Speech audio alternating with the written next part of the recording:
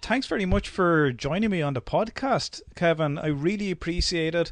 I was looking forward to this since I first reached out. Oh, it could have been over 12 months ago.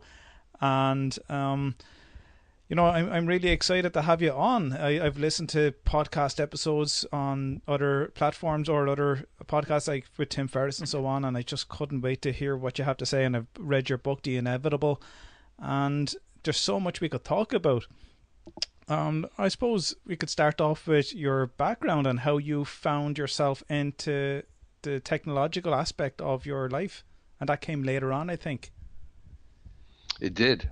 I think I was closer to being a hippie in my 20s. I owned very little. I had a camera, a sleeping bag, eventually had a bicycle, and that was it. I didn't have a job. And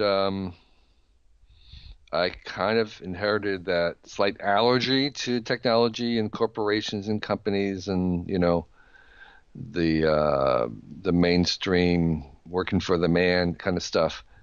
And I kind of entered into a different relationship with technology after I stopped traveling, and I started to write about the one thing I knew, which was how to travel cheaply.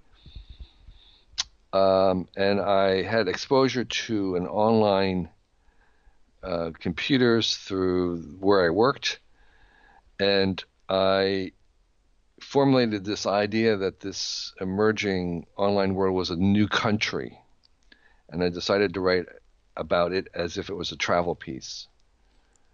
And so I started to explore the online world as if it was a new continent, and like Asia.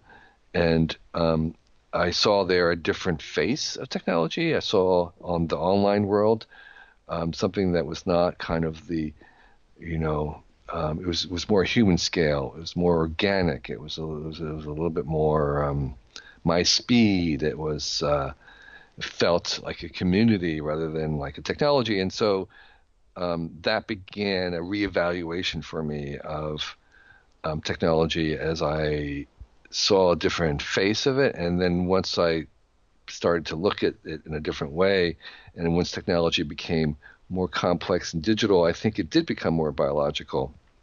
And so my introduction to it was through the online world, and that kind of changed my whole relationship with technology. I had a recent guest there. I spoke to her 2 days ago, and her research is on Ayn Rand. And we were talking about objectivism and how she despised the hippie community in a way because they like the communal aspect of a relationship, and they despised in a way the capitalism model. But from that era of the 1960s, we had well-known entrepreneurs like Steve Wozniak and Steve Jobs who had that ideal of a hippie movement. And I'm sure yourself, I can't speak for yourself, but from what you were saying there, you wanted to find, and maybe this is what brought about this biological integration of technology with human, because as it evolved, it became more integrated in our daily lives. And it's ironic that these individuals have created a different capitalist society whereby we thrive and live by these technological advances. Yeah, I think the hippie origins of Silicon Valley are underappreciated. There was a book by John Markoff, the New York Times technical writer, obscurely titled What the Dormouse Said. That's the name of the book, What the Dormouse Said, which is a line from the rock and roll legend Jefferson Airplane. Okay. It's about the hippie origins of Silicon Valley, how all the long hair originators of, from Doug Engelbart and others who were influenced by LSD, who saw the technology of human augmentation as a kind of a mandate, the human potential. So a lot of the entrepreneurial spirit that kind of that's currently running through Silicon Valley, not even to mention the whole open source movement, which is a kind of a communal, Yeah. communistic, socialistic enterprise, is very much has its roots in that kind of the hippiness, which was yes, it was socialistic, but it was also entrepreneurish. It was saying, drop out and do your own thing. Don't work for the man. Do your own thing. That is, that's a startup. Start your own stuff. Do it yourself. Start your own stuff with small. The power of the small. So there were a lot of elements in the hippie besides the kind of communitarian socialists. There was also this whole disruptive entrepreneurial spirit that has blossomed here in San Francisco, which was the home of the beatniks and the hippies. So I think when we paint this landscape, we tend to kind of make it binary. There's two flavors. There's kind of there's right and left. There's capitalist and socialist, but this is like totally wrong. I mean, there's like infinite variations, multiple dimensions, many different gradations, and there are entirely new political, modes that we haven't even explored yet. And that's the thing I get quite confusing with. I know in Ireland here we have a limited, I suppose, different, limited parties, political spectrums, Yeah. and it's such a cacophony of um, opinions and philosophies in the United States, and I'm quite confused with what's going on. But is there something, honestly, libertarian, neo-libertarian, conservative, and Christian conservatives, and there's so many Yeah, yeah, yeah, levels yeah, and yeah. layers of it that I, Well, I honestly, yeah, it's really confusing. There was a guy just arrested yesterday, who was a political extremist who wanted to, he was arrested with a 200-pound bomb. He wanted to blow up the Washington Mall on election day, and his political agenda was sortation. And it's like I had to go to Wikipedia and look it up. And what it was this belief that the officials should be elected at random. yeah, Okay, yeah, yeah. I, I, and and and the Amish actually do this. Amish actually do have appoint their leaders at random. And the idea is that if you're random, you can't be corrupted, right? And so anyway, he was willing to blow himself up and everybody else for this political, this political ideology that I'd not even heard of as a term before. So that's just another data point in the kind of, I mean, this guy, he believed in it so much that he was ready oh my God. to kill himself for it. And so, yeah, we're full of the full spectrum of ideological beliefs, but that is to indicate that we're just at the beginning of exploring some of these possibilities. I've just been reading a book. I'm going to do an interview with a guy at our Wired's having our 25th anniversary this weekend, Yeah. and I'm interviewing a guy named Glenn Weil, who is an economist at Microsoft, who has some crazy ideas about quadratic voting and universal auctions and no property ownership. It's all use. They're crazy, but they're crazy in a good way, in a sense that kind of shows you that we're kind of limited in our ideas of what's possible economically and politically.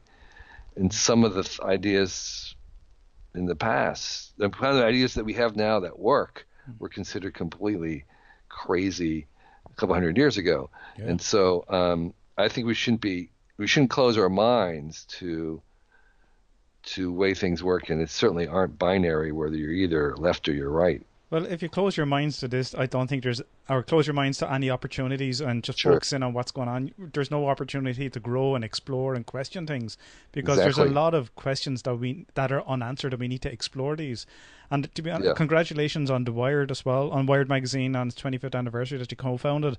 And I actually did come across an article by is Ryle. You said you're going to that'll be interviewing you at the yeah. weekend. Wow, Well, Glenn yeah, Weil. Yeah, Glenn Weil. Yeah, I came across an article recently, and you need these people not only in technology or science in the medical industry, but also from the educational point of view that sure. is quite is could be considered quite backward given all the Oh, yeah. progress that has happened, and the educational sector is typically seen as at the forefront of new ideas, but yet it is at the back of is the last to change. It And is. It why is. is that? Is it Unfortunately, because of the users? Are we like I'm a lecturer at a college, but am I waiting for the users to adopt and demand new technologies in a more fluid sense, and then I have to adapt and change for that? Even though I feel I'm adapting to and making use of new technological progress like the platforms we're talking about today, but we are slow to move. yeah. I mean, education, of course, is a broad subject. You have pre-K. You've got the whole elementary school, which I think is an entirely different thing than high school, which is an entirely different thing from college, and we kind of lump it all together as education. And I think what we're doing or should be doing in those stages are all very, very different. I mean, to me, early childhood is more about rearing and developing character than it is about conveying information Yeah. or skills even. Middle school is something else, a lot more about skills. And so, uh, we really shouldn't be talking about them all together, but we tend to. I think I think part of it is it's sort of no. There's been enough research in pedagogical studies that we actually know what works. I mean, we actually know a lot about how to convey and teach and stuff, but it's a uh, people are just very slow to accept some of these radical notions, and I think maybe we have to we have to prove to people that these different things work. Unfortunately, I think a lot of people's idea of success is also very limited and very narrow. Mm. Unless you made $1 million by the time you're 30, you're not successful. It's like that is just the wrong metric. Mm. And there's a whole fashion about education. So there's these brands, the Harvard brand, which is completely disconnected from the actual education that you would get at Harvard. And all people care about is there's a brand that they're wearing the jeans that have the little label on it. And so it's a very complicated process. I think we know science knows what it is to be done, but I think there's just political willpower. It's going to be slow to change. A lot of people have inherited ideas about what success means, and I think that's the one place I would start to change is to expand what we mean by success, and so then we can say, well, does this system generate success? Well, we have to have the expanded versions of success, and you want people to say, well, I want that. Right now, they're saying, I want that brand. I want the Blue Label brand because they think that leads to $1 million by the time you're 30. Mm. And that, as you said, that's the wrong metric to be achieving. Like, we as humans in this age of technological change, we are losing that connection. Even it's ironic, we are losing that connection, that interpersonal connection that we have at a human touch, and we're connecting more through technology. And what could be very much advantageous to us as humans in the future is to explore the relationship we have with other humans from a kind of face-to-face personal aspect and enrich ourselves with cultures from around the world. And we could be losing sight of those cultures with the globalization and that technological integration. And you yourself, you're well traveled, particularly in Asia, and I'm sure that opened your mind to find out what it's like to be living in an urban community in San Francisco compared to an urban and a rural community in Taiwan or China or Singapore. And that is quite a unique gift to have if you were able to open your eyes and see what they can actually teach you. Because in a recent article, for example, you can tell me more, tell us more about it. But you lived with a Mongolian family, or you explored how you could live on a certain wage on that, in which you had to adapt as a human. Yeah, I think I'm all about trying to expand the possibility space, the space of possible choices, possible technologies, possible livelihoods, possible ways of being. And I think in general, anybody, wherever you grow up, your vision of what's possible is fairly limited. And I'm a huge believer in today, like YouTube, and as one of the many means that people can use to enlarge their ideas of what's possible, both from like what is humanly possible, what humans can do when they're unleashed, the kind of crazy accomplishments they can make, to the most obscure passion, or as we're talking about, the different lifestyles, the different ways that you can live or make a living, are all much greater than you think. And if you travel, you're kind of awakened to the idea that, oh my gosh, I didn't even know this was possible, and here are people, living like this. It should then invoke the next step, which is like, well, what else don't I know? How many other possibilities haven't even been invented yet? If it's possible to live as a, I don't know, as a calligrapher, drawing ancient characters on as a full-time profession, what else is possible?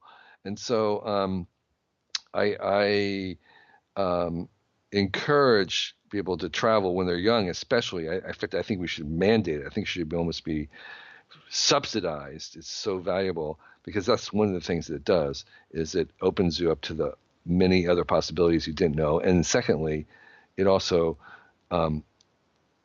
helps you think differently, to understand that there's many different alternative solutions to the common problems that we have. And even if sometimes you'll find a solution in somewhere else, but oftentimes just the fact that there are different solutions will provoke in you a new idea of a different solution. And I think that works on many levels of life, that when you're young, there's nothing better for your education than to actually go to the most remote, different place that you possibly can get to, and pay attention to what's happening. Besides the fact that you'll have empathetic relations and understand people are universally the same, that's like that's a bonus almost, in addition to the other things. Yeah, it's hard to go at war with people when you have spent time in their homes. It's not impossible, but it makes it more harder. Exactly. So Yeah. yeah, but more importantly, I think you understand the value of otherness, and the fact that in a world where all of us are connected all the time, day and night, it actually becomes really difficult to think differently. Yeah. And again, part of what travel can do is it can help you think different, because that is the engine of innovation, wealth, everything else that's good, is being able to think different. And when you go about trying to make something, which I hope you do, your challenge is going to be to think differently about it. Because if you're just thinking the same, it's not going to be that valuable. The value comes in doing it a little differently. And being able to do it differently is becoming an increasing challenge when we are connected all the time to each other. So you have to kind of disconnect a little bit, and then you have to be able to think differently. And I think living in a world where things are being done differently is one of the best ways to help you think differently. Especially with, say, emerging economies or those countries who have now opened up themselves to Yeah. relate and integrate and trade with other countries and share their resources, both human potential as well as their natural, and what they can do and bring to the other parts of the world. And like I know in your book, New Rules for the New Economy, 10 Radical Strategies for a Connected World, you looked at how connectivity is more important than, say, computation, even though you have this part of your website called Quantified Self, and it is important to look at maybe data and statistics about yourself or other information if you want to extrapolate into the future. But having that ability to connect and then to communicate is could create boundless opportunities once shared. Like the Japanese economy has grown based on Taylorism and other methods of being efficient in the workplace for productivity. And now we have the onset of how we can use technology and integrate it into all types of industries and sectors, and how our economy actually can thrive on this technological advance, which China has now embraced and are, I'm sure, going to bring us some fantastic innovations in terms of, say, medical science or cures for diseases, and maybe even new transport methods or communication methods. And this, Mm-hmm. with a large population of over 1 billion people, even if I don't know what the data is, 1% of Americans are very innovative and they bring us these changes in technology. Well, 1% of 1 billion is a lot compared to that 1% in, say, Ireland or the United States or any other world. So we are, I'm sure, on the cusp of an innovative wave of something that may be extremely beneficial, that we may even not know what it is yet. But Oh, yes, I absolutely agree. I think, you know, for a long time, the U.S. was derided, rightfully, by England and in Europe for being copyright pirates. Um, the U.S. stole and ripped off and copied everything from Europe. And authors like Dickens and stuff were perennially crying and whining and complaining about the copycats in America. And that's the necessary stage to copy. And China and Japan was a copy culture for a very long time. And then they graduated to become a country that was capable of innovation. And China is right on the cusp. They've been an outright copy culture, and they've been like the student who stands in the studio and copies the masterpieces, and they paint them over and over again, and then they suddenly are good enough, and they're going to do it. And so China is about, and it has already begun to be very innovative, and I've seen the innovation starting to bubble up, and they're going to surprise us. They're going to shock the world in the next 5 years or 7 years, and they're going to make some product that is truly innovative and the entire world wants. And then people will kind of realize that the Chinese are perfectly capable of doing world-class innovation. And then they'll be off. They'll start to do that, and people will chuckle the fact that no one believed that they could do it. But it just takes some time. And like the Japanese, they've sort of come to the American experts and say, how do we be innovative? And the American experts give this real long list of things to do. Like, you need to have science fairs. You've got to have, innovation incubators, all this. And they go down the checklist and they do them all. Embrace failure. Okay. I mean, forgive mistakes. And so they're just going down and they're doing all of it, and it's working. And so, yeah, I think we're headed into a century where China and Asia and India are going to truly become innovative in a different way than the West and America, which is fine. And the world will benefit from that innovation. But even in Silicon Valley, as you mentioned earlier on, that subculture that thrived on innovation and imitation and open source. Yeah. And, even a large company who could be threatened by a startup's fantastic product, whether it's a soap, something that's liquid like that, or whether it's a piece of technology, I'm sure that either that company would try to take over and buy the startup, or they will try to compete with them. And again, in your book on the inevitable, one of those steps would be, say, remixing. And they could, and this is what the other companies had done in the 70s and 80s, they broke down products like a washing machine and they tried to reassemble them to so that they could understand how they're built. But we're moving into a technological age where this is all done online and digitally. And we are seeing now what we have experienced in any revolution, like the industrial revolution, the technological revolution in terms of hardware and software, and now digital with, say, the open source that's available through the Bitcoin white paper. And from that, then we see the threat to the establishment, like what you had related to back in the hippie era. So there are these so-called, I'm sure, I don't know if it's the right term, digital hippies that are creating this new platform so that we could, and I don't need to explain it, but that we could create new cryptos, that we can decentralize and have these open source communities and these digital ledgers that we can secure information and transfer information with through nodes within a network. This is something the establishment or banking systems or the central bank or government could be very worried about and are trying to resist it by making things a little difficult. But it will break. I'm sure it'll break, whereby they just can't stop something that's going to be inevitable. Is this something that you foresee could be more mainstream? Yeah, I mean, the thing about, we're talking about blockchain now and Yeah. crypto a little bit.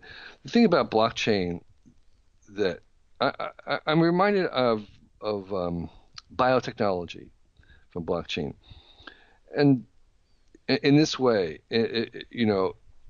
week by week, every issue of Science and Nature and all the journals are just crammed with amazing discoveries in biotechnology every week. But it's a very long distance from those incredible discoveries and innovations to actually a pill that you can take as a therapy. And I feel that a little bit the same with blockchain. There's a huge amount of innovation and stuff, but it has been a very long way to a consumer difference where it changes your behavior. So I am bullish on biotechnology. I think it's overall good, but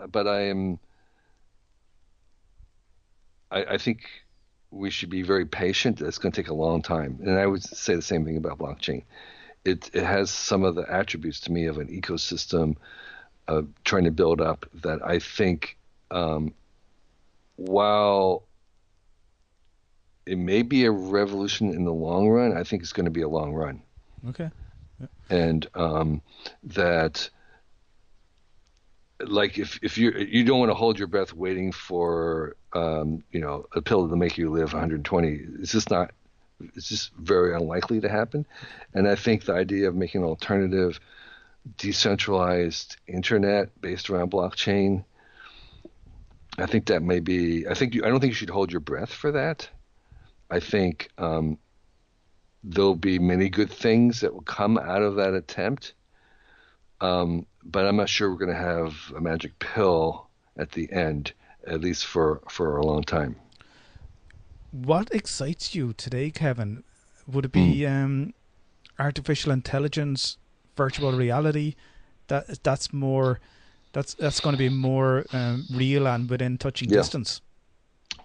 absolutely. AI is the most potent force unleashed today that will affect every single aspect of our lives, from fashion, sports, food, religion, military. Doesn't Everything will be touched. And I don't really even. I mean, it's a cliche right now, so I don't really need to spend any time on it. The thing that I'm also excited by, that I think is far more underappreciated, invisible, harder to explain, is something that I'm now calling the mirror world. Okay. The VCs call it the AR cloud, the augmented reality cloud. It is it's what I believe the thing that will come after the web.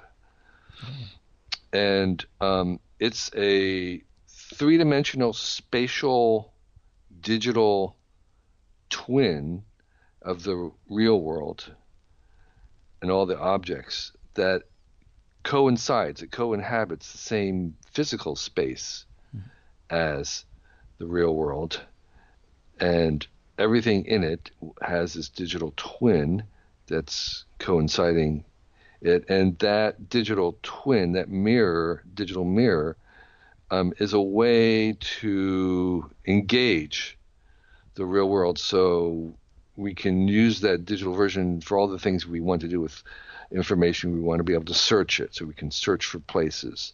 We want to be able to alter it and annotate it, so we can make footnotes that persist in a place. And so you visit some place, you leave a note, someone else comes by, they see the note, or they see the alteration, or they see the ad, or they see the version that you made in that same place. It's also a way to do a simulation, so that virtual twin can be a working simulation of the thing. So General Electric has these digital twins of all the factories or submarines, power plants that they make, and it's that simulation, that the digital twin is a simulation that's simulating in real time the thing itself, and it can be used to troubleshoot. It's also a way to organize big data. So all the big data in the world, all the data being thrown off by a building, traffic inside, a city. This is the logical way to organize that data. So instead of having file folders, and you actually have a three-dimensional world that is the organizing metaphor for organizing all the big data. And the fourth reason, the last one, is that this is the world that robots and self-driving cars see. This is the world. okay. So all the robots and AIs that we make, this is the version of the world that they're seeing and moving through. That makes sense then for that type of technology in terms of the hardware Yeah, working within a digital augmented reality or the mirror world that you refer to. right, exactly. Like I just wonder, like, say for example, you mentioned GE with this submarine. Does the parallel world of this AR have to be within that submarine, or could they create a space in a warehouse whereby they could change that submarine to a car or another type of machine, or does it Right, have to be in the machine, the submarine itself? right. Obviously, it can be both. Okay. It can be both. I mean, it's just a copy. It can be copied anywhere. But so it probably would be both. Um, you would have access to it, and it's almost like a philosophical question, like, where is it really? Well, Yeah. I mean, the thing about this spatial world is that it's semantically structured, which is kind of it's a fancy word. What it means is that the parts of this world, it's not like each piece has like a fixed GPS coordinate, or Okay. that it has an IP address. It doesn't. It's like the virtual doorknob is connected to a virtual door, which is in a virtual door frame, and so its position is relational. And so the systems sort of have to understand that there's a building facade and that the facade is made up of windows and each window has a sash, and so it's a semantically structured world. It's not like there's an IP address like the Internet of Things where there's an IP address for each window sash or door handle. It's that, the question is like, what's the door, where's the door end, really depends on why you want to know, and you'll get a different answer depending on what your question is. And so, because this is semantically structured, so it's a very sophisticated environment. And so the submarine, of course, it's moving around, but the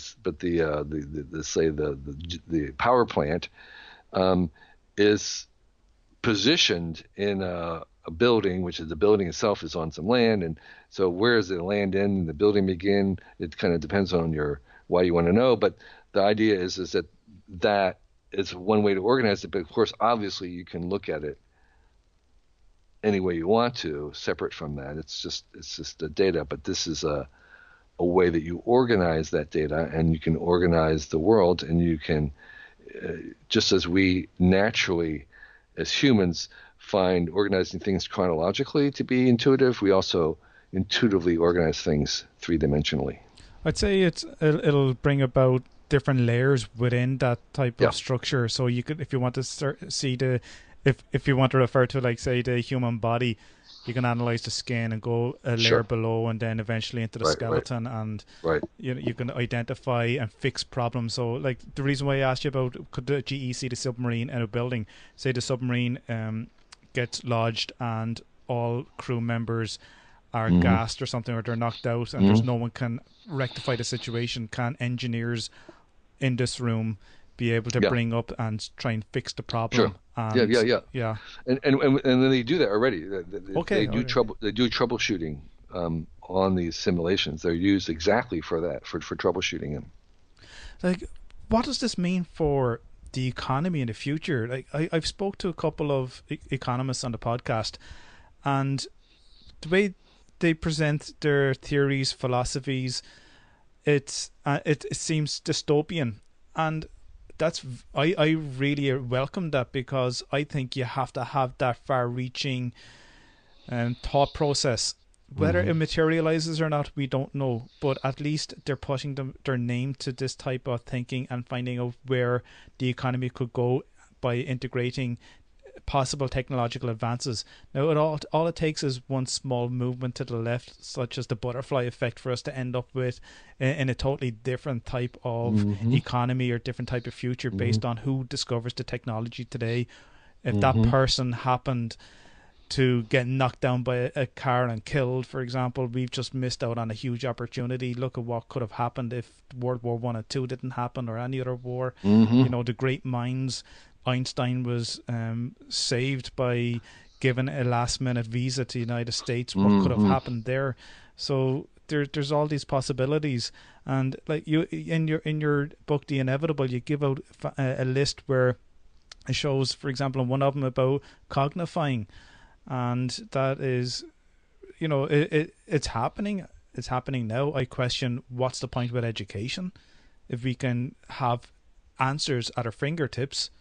So why try and learn something that's already been learned and we know about it? Why not ask questions and create philosophical schools or philosophical thinking and look at all these possibilities and explore them more, like MIT's Media Lab, or different schools that are, or startups that are questioning, people who have skin in the game, who are looking to not work like what you did, not work for somebody, but look for something yourself. And if that takes a long time, it might bring about that fulfillment that you're enjoying, right? But hopefully the breakthrough you crave for.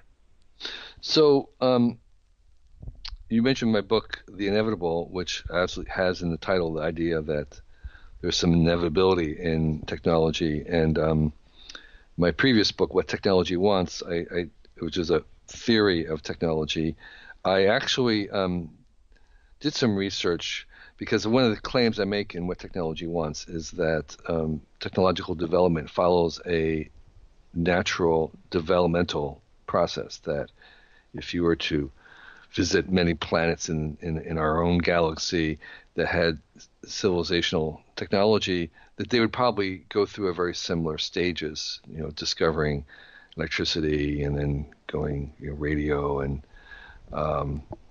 wires and the internet and stuff like that. So I would say that in a certain sense that once you've invented electricity, that the internet was inevitable. Yeah. And once you have these other kinds of technologies, that AI is inevitable.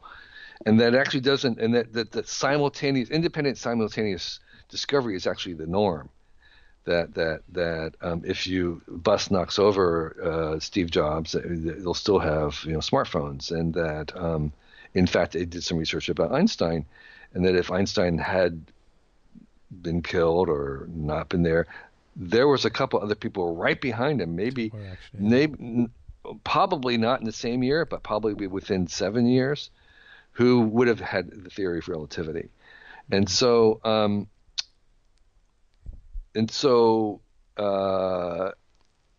yes, it's like blockchain, Satoshi, probably someone would eventually have come to blockchain, even if maybe not the same time period. Maybe it would have been another decade, but someone will have gotten to blockchain. In fact, I recently asked George Church whether there's a possibility that actually somewhere in the genetic code and genes there actually might have been a blockchain hash function somewhere. It's not impossible that and they're like biological markers, is it? Yeah, exactly. That like most other things that we have invented, that there might have been a natural analog of blockchain somewhere in the genome. The genome was so complicated that we're just beginning to understand it. So I don't know if that's true or not, but it's a possibility. And the point though is that I think that there is a lot of inevitability in the larger forms of this technology. The specifics are always inherently stochastic and unpredictable.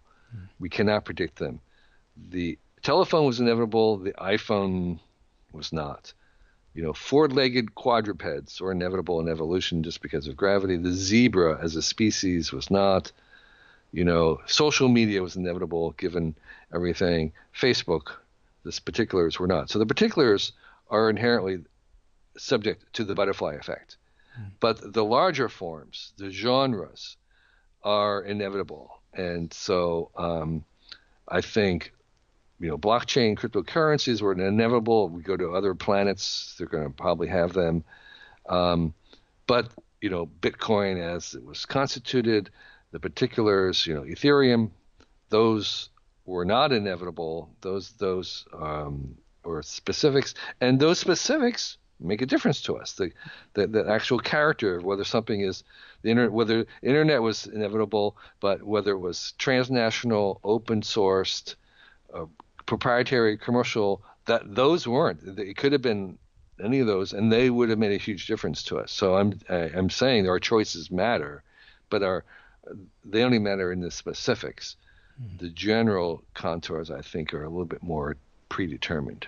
Just when you said about the genome and there was a blockchain, I just started thinking, like, all our actions, everything that we do on Earth, is that built into our kind of like our matrix, the DNA that we have, and we're only we're creating a more tangible experience of what is expected of us as a human species.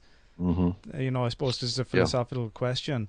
It is. It's like, I believe that there are limits to what is possible given the physics of chemistry and just physics. And so I think that we can certainly, as a humans, we can imagine things that may not be possible to make. All right. I mean, maybe, time travel is one of them. I don't know. But I think there are limits by the nature of the fact that you have atoms, which are limited, and their forces are limited. There are certain things that are predisposed, and some things are easier to make than other things because the physics are geared in that direction. and that means that some technologies are going to be easier to discover than others. And I think one of the points that Tyler has been making, Cohen's been making recently about that we may have already come up with all the easy things to discover. We may be having gone through them, and we may be pushing against ones that are going to be a lot harder to discover or even invent, because we're up against the limits of what chemistry and physics allow, and or other economic inevitabilities. And so I'm a little bit more of a technological determinist than most. But I want to emphasize that even though the larger valley in which the river runs is constrained, that we still have a huge arena to meander in, and we have a huge number of choices that really make a difference to us. Again, the internet might have been inevitable, but not the character of it. Yeah. And if it had been commercialized, it would have been a very different thing, and that is important. So we still have plenty of choice to make, but the choices, I think, are in the specifics and the character rather than the general form. Like I agree with you about preferring a deterministic technological progress, because you can prepare for it, but being aware of the stochastic nature, or perhaps the random or the unknown, it's very difficult to prepare for that. And I just think back when you just say it, the alchemists, how they spent so much time trying to use metals to create gold and silver. What, how, if are there technologies or are there advancements in different types of the sciences that you're able to spot and know that it's an alchemist type of venture, and you can quickly come to the conclusion, just like the way you said about blockchain, that it is in the distant future, and you would rather concentrate on things now? I suppose, I did answer that in a way, didn't you, with AI and VR? Well, yeah. Well, I mean, I think time travel is, I think we're so far from being able to do anything near the speed of light that there always should be, and we should be allowed to pursue our investigations, what we want to do. But in terms of, like, do we want to have a government-backed program to do time travel? No, I think that's way premature. That'd be a waste of resources. So are there other evident ones that obviously can't happen right now? I think longevity or immortality. I wouldn't say longevity, but immortality. The kind of the version that downloading a mind into a human. Downloading a human mind into a robot, into an AI. I think that is so far off that while you can kind of speculate there, but I wouldn't. I think it would be having a government program to try and do that would be a waste at this point.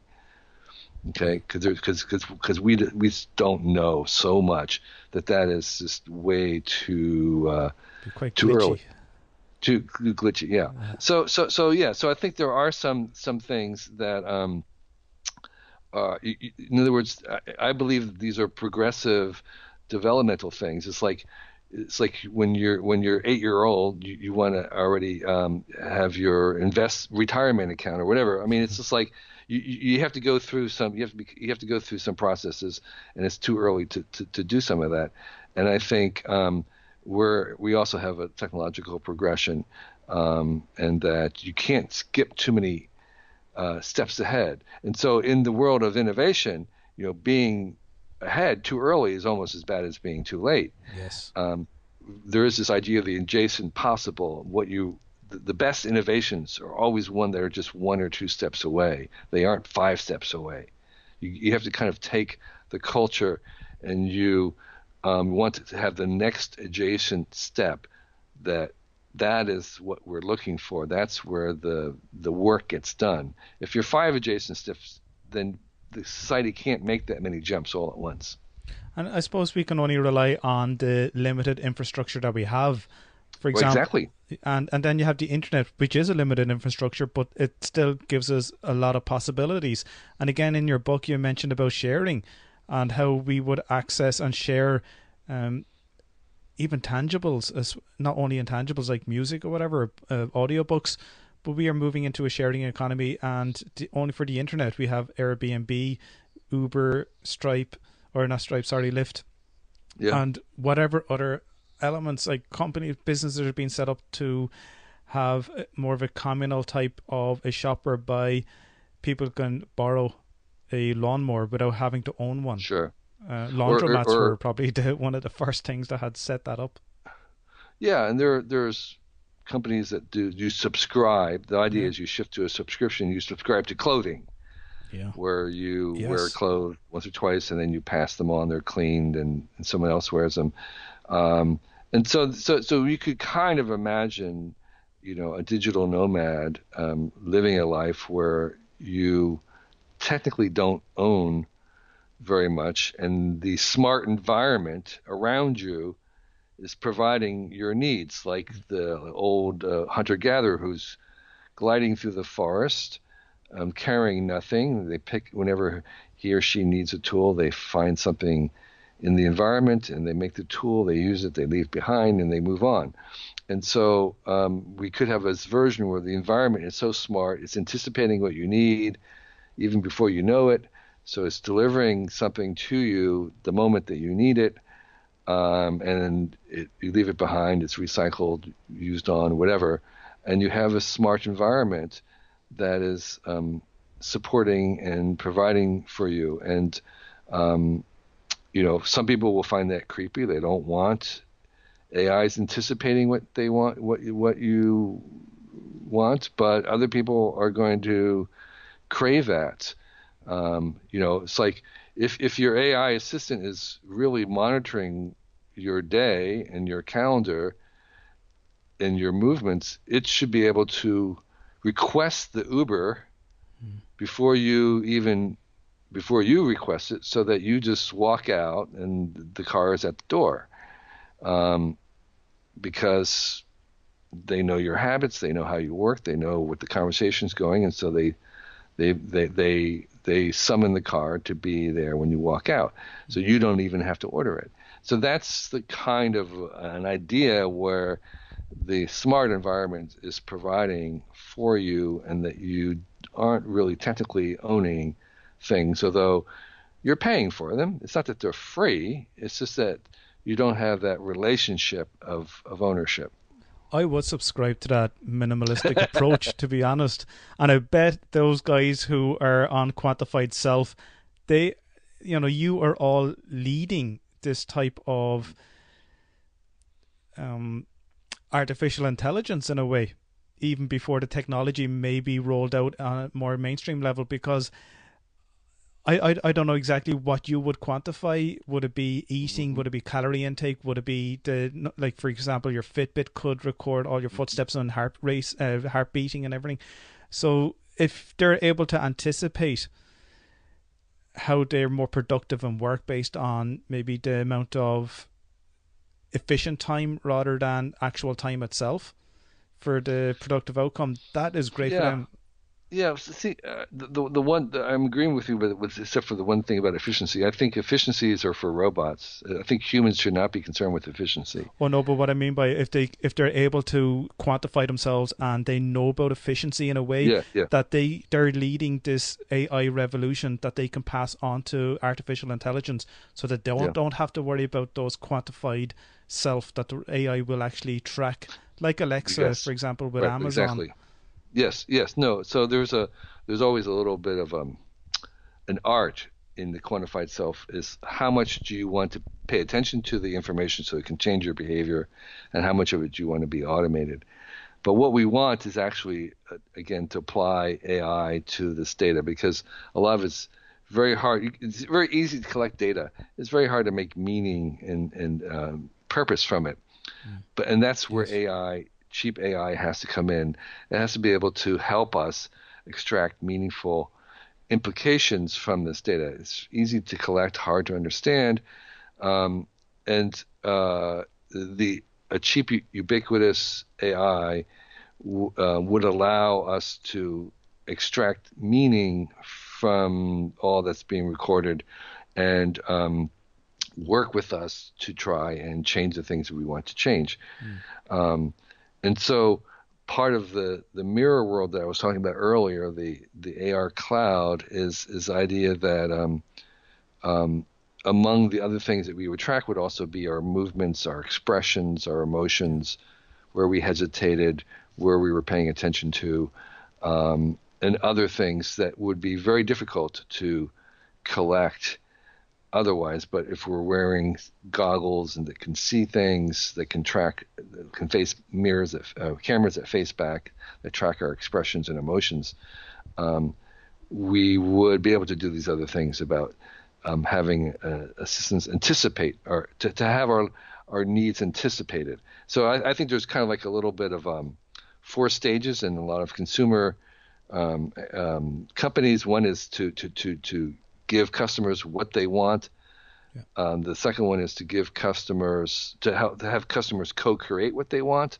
That's sort of like what we do with open source and customization.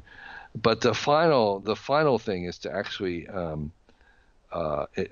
anticipate what customers want to before they even want it, and that's sort of where Amazon's been going for a while. Is where you're being, it's a kind of a synergy where the AI and the companies are actually helping to anticipate what you want, and then of course eventually we want them to help us decide what it is that we want. And so I think we're going to be ever more embedded into this AI. It's very far-reaching. I am incredibly optimistic about it. I think there are plenty of new problems, but the solutions to those problems caused by technology is better technology, and so I'm very, very optimistic about where we're going, and I can't wait to get there. God help all those politicians when AI comes about, because they'll be able to read whether they're lying or not. But filter through all that data. There'll be enough fake videos that that'll be not as easy to do as we think.